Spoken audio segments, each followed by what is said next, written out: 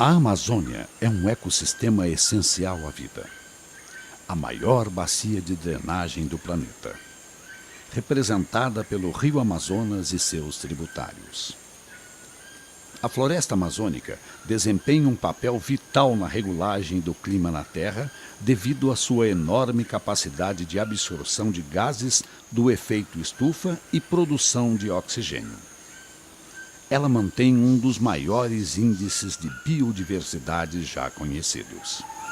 Essas características têm motivado um grande esforço mundial para políticas de conservação. Mas a preservação do maior número possível de plantas e animais dessa região depende da melhor compreensão dos fatores que controlaram a distribuição das espécies ao longo do tempo geológico e no ambiente atual. Entender como esses fatores atuaram é o principal desafio dos pesquisadores que participam do projeto GeoBiama.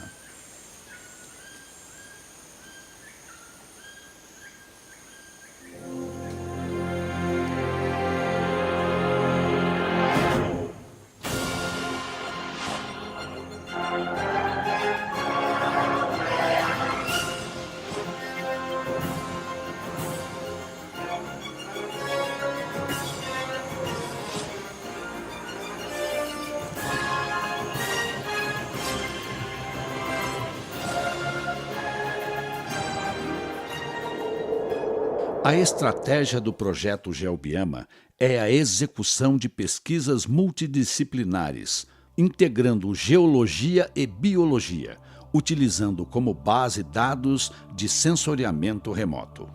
O projeto GeoBiama começa com a construção de satélites que possibilita a aquisição de imagens orbitais.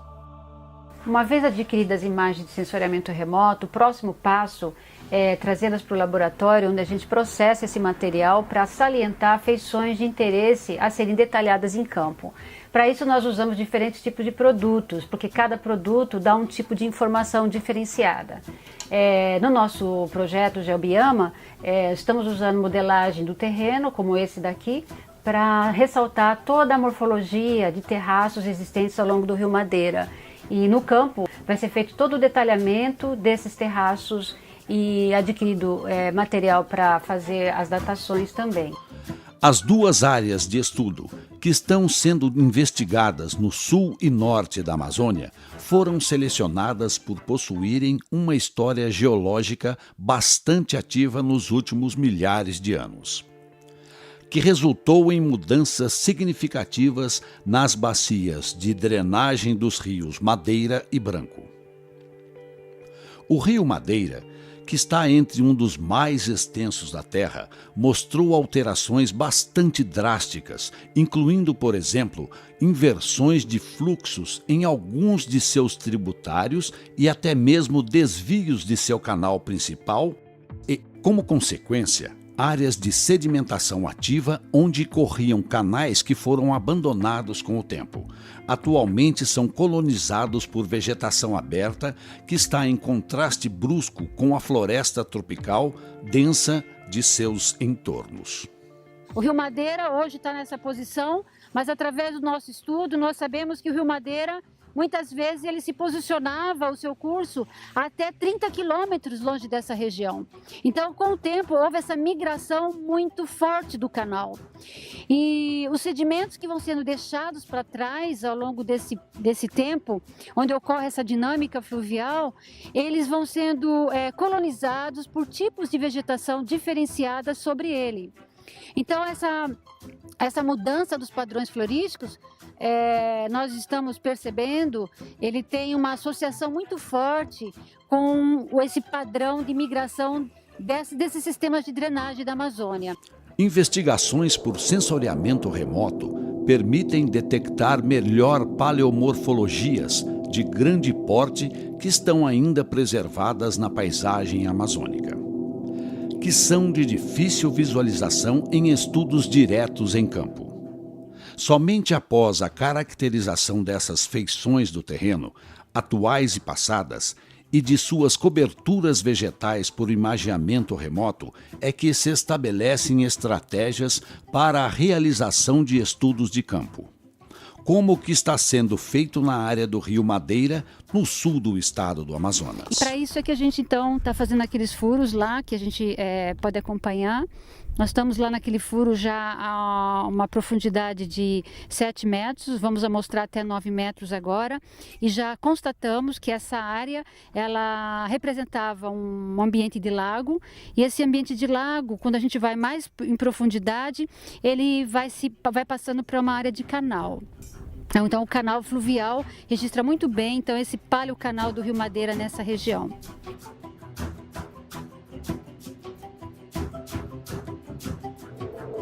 Além da dinâmica fluvial, o projeto GeoBiama está investigando mudanças nos tipos de vegetação ao longo do tempo, que possam ter tido ligação com variações climáticas decorrente de alternâncias entre eventos glaciais e interglaciais. Há 30 mil anos atrás, os dados que nós temos mostram que a floresta aqui ela refletia um tempo onde o clima global se aproximava do período glacial, do último glacial. Então, com isso, a vegetação dessa área, que hoje é tropical úmida, quente e úmida, ela tinha uma composição bastante diferente, com componentes florísticos representativos de áreas frias, áreas úmidas como é hoje, mas frias. Esse tipo de reconstituição ao longo do tempo, ele passa a ser bastante importante para a gente poder entender como foi o impacto das glaciações em regiões tropicais como essa daqui. De São Paulo à região de Humaitá, no sul do Amazonas, os pesquisadores se deslocam para o estado de Roraima, no Parque Nacional do Viruá, onde também encontram amplas áreas de vegetação aberta em meio à floresta tropical densa, cuja origem pode estar ligado com a dinâmica sedimentar ligada a fatores climáticos. Uma pergunta científica bastante importante é o porquê que nós temos tantas áreas de vegetação aberta em meio à floresta tropical amazônica. Nós saímos da região de Humaitá, encontramos esses campos abertos e viemos aqui para essa região de Roraima, no Parque Nacional do Viruá, onde também a caracterização são essas vegetações abertas. Aqui nós temos vários tipos de campinarana. Entender o que está controlando a distribuição desses tipos vegetacionais aqui é uma questão muito interessante para se entender os estágios evolutivos de formação de uma floresta, como é o caso da floresta amazônica. O Parque Nacional do Viruá ocorre sobre um intenso depósito de areia que tem a forma de um megaleque. Eventos sísmicos rebaixaram o terreno e criaram espaço para o acúmulo de sedimentos. A recorrência de vários períodos chuvosos que se alternaram com intensa evaporação durante as estações secas, teriam favorecido o transporte e a deposição de um volume grande de areia sob forma de vários lobos que foram se acumulando para formar o megaleque Viruá há alguns milhares de anos atrás. Grande parte dos ambientes que compõem o megaleque do Viruá fica alagada durante os longos períodos chuvosos que se estendem de março a novembro. Somente durante o desenvolvimento do sistema climático El Niño, a cada 4 ou 5 anos, é que o acesso a muitas áreas do megaleque se torna possível. Quando isso ocorre, é possível estudar em mais detalhe o substrato sedimentar que caracterizam seus vários subambientes, bem como os diferentes tipos vegetacionais a eles associados.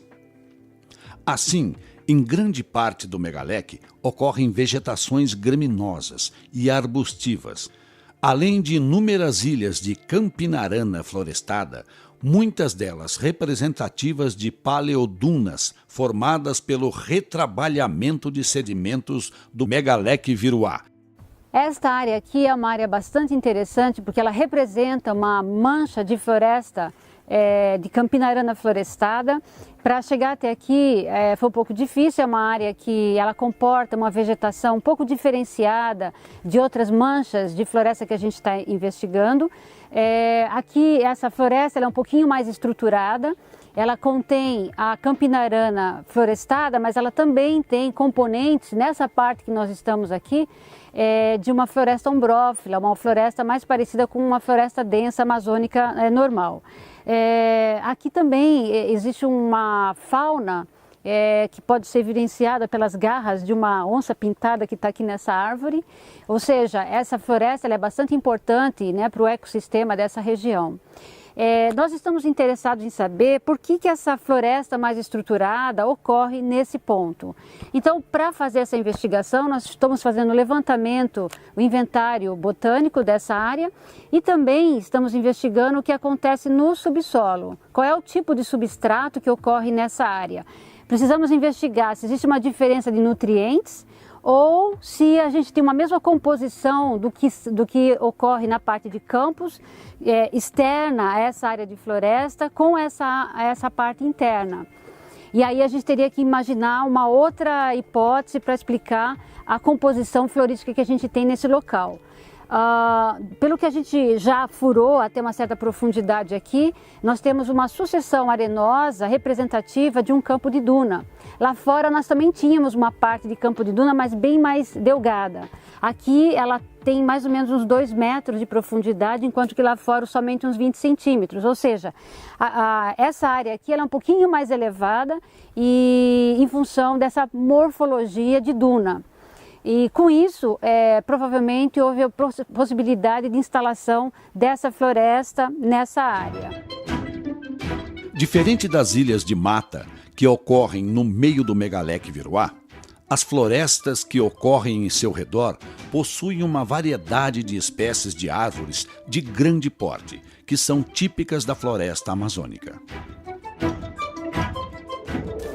Essa árvore, a ceiba pentandra, é uma árvore sagrada para vários povos indígenas da Amazônia e da América Central, inclusive para os maias. É uma espécie que eu venho estudando há algum tempo.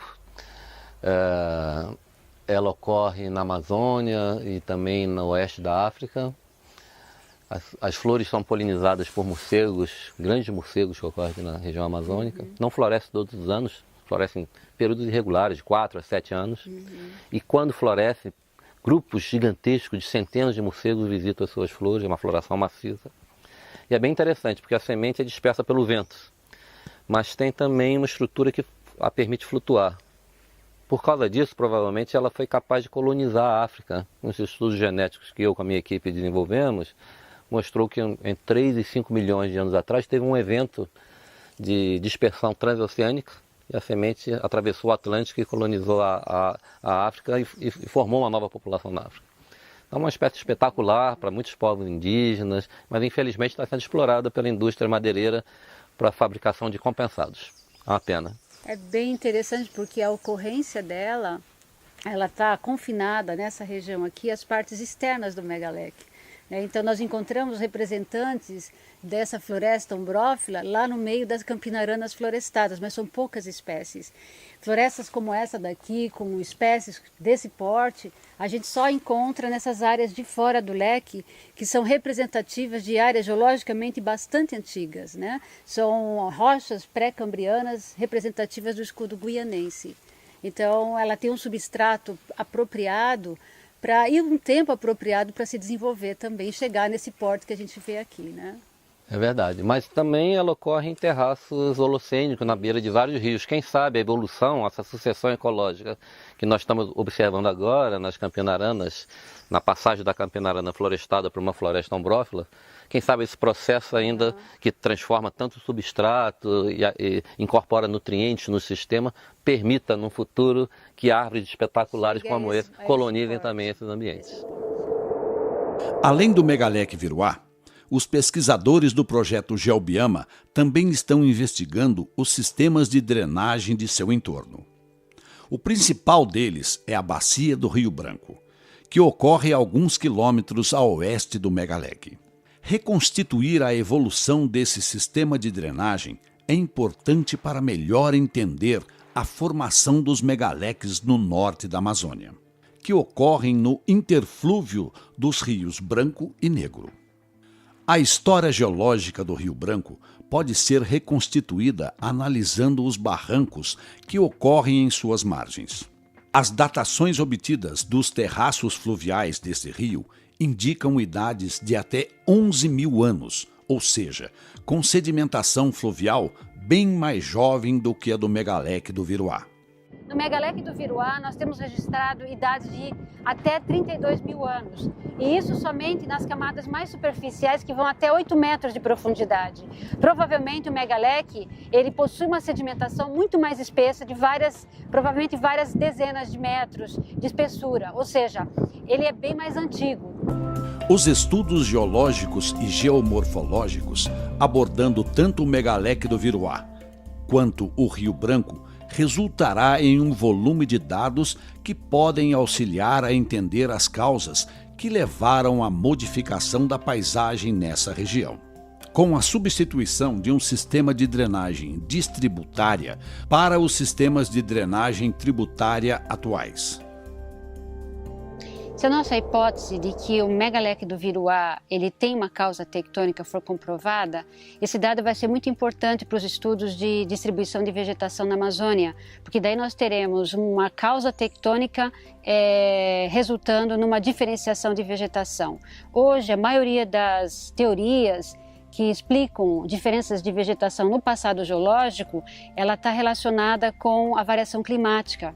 Qualquer mudança de tipo vegetacional é relacionada com variação climática. Aqui, nessa área piloto, a gente tem a chance de demonstrar que outras causas que não sejam a climática podem causar diferenciações no ambiente que são muito importantes para controlar a distribuição da vegetação amazônica também. As análises multidisciplinares do projeto GeoBiama estão sendo realizadas em parceria com pesquisadores estrangeiros, por meio de um acordo bilateral entre o Brasil e a Finlândia. A equipe finlandesa é coordenada pela doutora Hanna Tuomisto, cientista com larga experiência na análise de dados botânicos da floresta amazônica. So we are starting this new project with a Brazilian partner who has been working on the same kinds of topics that we have, but from a different point of view, since the Turku team in this partnership has mostly been botanists, and we have been looking into how plant species are distributed in Amazonia, what kind of soils they grow in, and we have not really come into the geological history of those soils or where they came from, and that is exactly what the Brazilian team is contributing to this project. So we hope that by combining this botanical expertise with the geological expertise, we can get to a more complete understanding on Amazonian biodiversity and how it's distributed and how the forests there are structured and how they function. And the team that I'm leading in the Turku University has several botanists in it working in these themes, and also one person on remote sensing who is a geographer by training, and his task is to do a large Landsat image mosaic, because that is of course the way to be able to extrapolate from field observations which necessarily come from only small point observations. So with the help of the satellite images we can get a broader view, and now we hope to get an view over the whole Amazon basin about this kind of variation in plant species composition and the relationship of those with geology. No projeto GeoBiama, os dados geológicos e inventários florísticos obtidos em campo serão complementados com pesquisas laboratoriais visando estabelecer a cronologia dos eventos, o que será feito utilizando métodos de datação, como o carbono 14 e a luminescência opticamente estimulada. Além disso, os pesquisadores desenvolverão análises de reconstituição das composições florísticas ao longo do tempo geológico por meio de análises de isótopos de carbono e nitrogênio, bem como do estudo palinológico. São estudos dessa natureza que ajudam a subsidiar, a embasar as projeções de mudanças na vegetação diante de um aquecimento global que nós estamos vivendo já neste século.